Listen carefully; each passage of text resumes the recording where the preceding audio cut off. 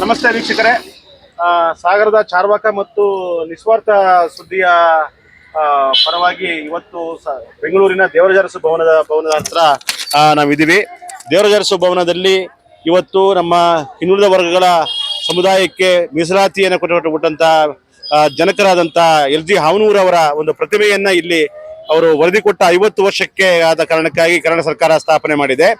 ಈ ಒಂದು ಪ್ರತಿಮೆಯನ್ನು ರಚನೆ ಮಾಡಿದವರು ಈ ದೇಶದ ಅಪರೂಪದ ಸಮುದ್ರೀಯ ಪುರಾತತ್ವ ತಜ್ಞ ಮತ್ತು ಶಿಲ್ಪಿ ಪುಟ್ಟಸ್ವಾಮಿ ಗುಡಿಗಾರ್ ಮತ್ತು ಅವರ ತಂಡ.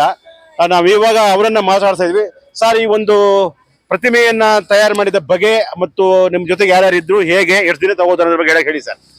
ಇದಕ್ಕೆ ಈ ಪ್ರತಿಮೆ ಮಾಡಲಿಕ್ಕೆ ಪ್ರೇರಣೆ ಆದವರು ರವಿವರ್ಮ ಕುಮಾರ್ ಅವರು ಮತ್ತು ಅರ್ಕೇಶ್ ಅವರು ಇದಕ್ಕೆ ಪ್ರೇರಣೆ ಆಗಿದ್ದಾರೆ. ಅವರು ಈಗ ಒಂದು ಪ್ರತಿಮೆ ಮಾಡಬೇಕಾದ್ರೆ LG ಹಾವನೂರು ಬಹಳಷ್ಟು ಫೋಟೋಗಳು ಬೇಕಾಗುತ್ತೆ, ಚಿತ್ರಗಳು ಬೇಕಾಗುತ್ತೆ. ಅದರಲ್ಲಿ ಯಾವುದು ಸೂಟಬಲ್ ಅಂತ ನಾವು ಸೆಲೆಕ್ಟ್ ಮಾಡಿಕೊಂಡು ಮೊದಲೇ ಒಂದು ಕ್ಲೇ ಮಾಡಲಿಂಗ್ ಆಗುತ್ತೆ.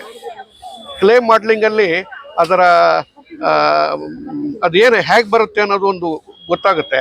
ನಂತರ ಅದು ಕ್ಯಾಸ್ಟಿಂಗಿಗೆ ಹೋಗುತ್ತೆ, ಬ್ರಾನ್ಸ್ ಕ್ಯಾಸ್ಟಿಂಗಿಗೆ ಹೋಗುತ್ತೆ. ಈ ವರ್ಕು ಸಮೂಹ ವರ್ಕ್. ಇದರಲ್ಲಿ ಆರ್ಟಿಸ್ಟ್ ಬರ್ತಾರೆ, ಮತ್ತು ಕ್ಯಾಸ್ಟ್ ಮಾಡೋರು ಬರ್ತಾರೆ, ಬಹಳ ಜನರು ಈ ಕೆಲಸದಲ್ಲಿ ಬರ್ತಾರೆ. ಎಲ್ಲರಿಗೂ ಕ್ರೆಡಿಟ್ ಹೋಗುತ್ತೆ. ಆದರೆ ನಮ್ಮ 7 ಜನ್ಮದ ಪುಣ್ಯ LG ಹಾವನೂರ್ ಅವರ ಸ್ಟ್ಯಾಚ್ಯು ಮಾಡೋ ಅವಕಾಶ ಸಿಕ್ತು ನಮಗೆ. ಯಾಕಂದರೆ ಅವರು ಹಿಂದುಳಿದ ಆಯೋಗದ ಪಿತಾಮಹ. ಕರ್ನಾಟಕಕ್ಕೆ ಅಲ್ಲ, ಭಾರತಕ್ಕೂ ಅವರೇ ಪಿತಾಮಹ.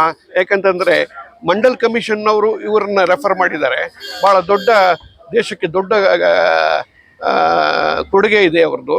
ಮತ್ತು ಹಿಂದುಳಿದ ವರ್ಗಕ್ಕೆ ಒಂದು ನ್ಯಾಯ ಒದಗಿಸ್ಕೊಟ್ಟಿದ್ದಾರೆ. ಇಲ್ಲದೆ ಹೋದರೆ ಆದಿವಾಸಿ ದಲಿತರು ಬರ್ತಾರೆ, ನಂತರ ಬರೋಂಥ ಹಿಂದುಳಿದ ವರ್ಗದವರು ಅದರಲ್ಲಿ ಬರಲ್ಲ. ಅವರು ನಮಗೆ ಎಷ್ಟೋ ಜಾತಿ ಉಪಜಾತಿ ಇವರಿಗೆ ಅನುಕೂಲ ಮಾಡಿಕೊಟ್ಟಿದ್ದಾರೆ. ಅಂಥವ್ರ ಸ್ಟ್ಯಾಚ್ಯೂ ಮಾಡೋ ಭಾಗ್ಯ ನಮ್ಗೆ ಸಿಕ್ಕಿರೋದು ಒಳ್ಳೆ ಅವಕಾಶ ಸರ್. ಈಗ ಬಹಳ ಮುಖ್ಯವಾಗಿ ಒಂದು ಈ ತರದ ಒಂದು ಶಿಲ್ಪ ಮಾಡುವಾಗ ಅದಕ್ಕೆ ಅವರ ಕ್ಯಾರೆಕ್ಟರು, ಅವರ ಮಾಡಿರುವ ಕೆಲಸ ಇವೆಲ್ಲವನ್ನು ಕೂಡ ಅಧ್ಯಯನ ಮಾಡಿ ಅದಕ್ಕೊಂದು ಪ್ರತಿಭೆ ಒಂದು ಕ್ಯಾರೆಕ್ಟರ್ ಕೊಡ್ಬೇಕು. ಅದಕ್ಕೆ ಯಾವ ತರ ಅದಕ್ಕೆ ಅಧ್ಯಯನ ಮಾಡ್ತೀರಿ ಸರ್? ಈಗ ಪ್ರಿಲಿಮಿನರಿ ಒಂದು ಫಸ್ಟ್ ಡ್ರಾಯಿಂಗ್ ಮಾಡ್ಕೋತೀವಿ. ಡ್ರಾಯಿಂಗ್ ಆದಮೇಲೆ ಅದನ್ನ ಮಾಡಲಿಂಗಲ್ಲಿ ತಗೋತೀವಿ. ಮಾಡಲಿಂಗಲ್ಲಿ ಪರ್ಫೆಕ್ಷನ್ ಬರಲ್ಲ. ಅದು ತೀಡಿ ಇದು ಮಾಡಿ ಮಾಡಿ ಮಾಡಿ ಮಾಡಿ ಅದು ಒಂದು ಹಂತಕ್ಕೆ ಬಂದಾಗ ಎಲ್ಲರೂ ಇದು ಹಾವನೂರ್ ಸ್ಟ್ಯಾಚ್ಯೂ ಅಂತ ಒಪ್ಕೊಂಡ ಮೇಲೆ ಅದು ಕ್ಯಾಸ್ಟಿಂಗಿಗೆ ಹೋಗುತ್ತೆ. ಇಲ್ಲೇ ಹೋದರೆ ಈಗ ಪ್ರತಿಕೃತಿ ಮಾಡೋದು ಅಷ್ಟು ಸುಲಭದ ಕೆಲಸ ಅಲ್ಲ. ಹಾವನೂರಲ್ಲಿ ಯಾವುದೋ ಒಂದು ವರ್ಚಸ್ಸಿರುತ್ತೆ, ಯಾವುದೋ ಒಂದು ಇರುತ್ತೆ. ಆ ಕ್ಯಾರೆಕ್ಟರ್ನ ತರಬೇಕಾಗತ್ತೆ ಕಲಾವಿದ. ಅದು ಬಹಳ ಮುಖ್ಯ. ಸರ್, ಅದು ನಿಮ್ಮ ಈ ಟೀಮಲ್ಲಿ ಎಷ್ಟು ಜನ ಕೆಲಸ ಮಾಡಿದ್ರು ಸರ್? ಇದರಲ್ಲಿ ಒಂದು 5-6 ಜನ ಇದ್ದಾರೆ, ದೊಡ್ಡ ಆರ್ಟಿಸ್ಟ್ಗಳಿದ್ದಾರೆ. ಅವರೆಲ್ಲ ಇದಕ್ಕೆ ಅವರ ಋಣ ಇದೆ, ಇದ್ರ ಮೇಲೆ ಇದೆ. ನಾವು ಅದರ ನೇತೃತ್ವ ವಹಿಸ್ಕೊಂಡ್ವಿ, ಅದನ್ನು ಸಾಕಾರಗೊಳಿಸ್ತೀವಿ.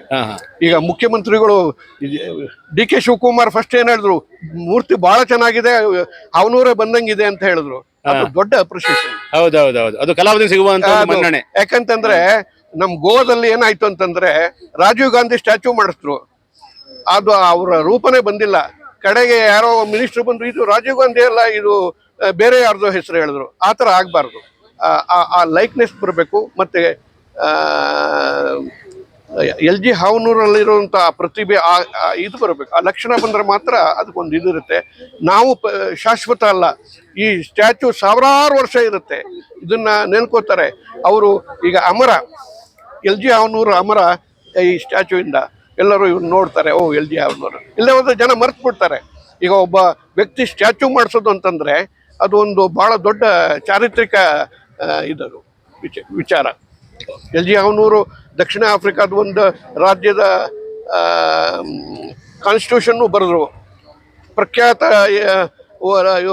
ವಕೀಲರಾಗಿದ್ದರು, ಸುಪ್ರೀಂ ಕೋರ್ಟ್ ವಕೀಲರಾಗಿದ್ದರು, ಕರ್ನಾಟಕದ ಮೊದಲ ಲಾ ಮಿನಿಸ್ಟರ್ ಆಗಿದ್ದರು ದೇವರಾಜ ಅರಸು ಅವರಿಗೆ ಒಂದು ವಿಷನ್ ಇತ್ತು, ಯಾರಿಗೆ ಯಾವ ಕೆಲಸ ಕೊಡಬೇಕು ಮತ್ತೇನು ಮಾಡಬೇಕು, ಸಮಾಜನ ಹೇಗೆ ಮೇಲೆತ್ತಬೇಕು ಅನ್ನೋ ಒಂದು ಪರಿಕಲ್ಪನೆ ದೇವರಾಜ ಅರಸರಿಗಿತ್ತು.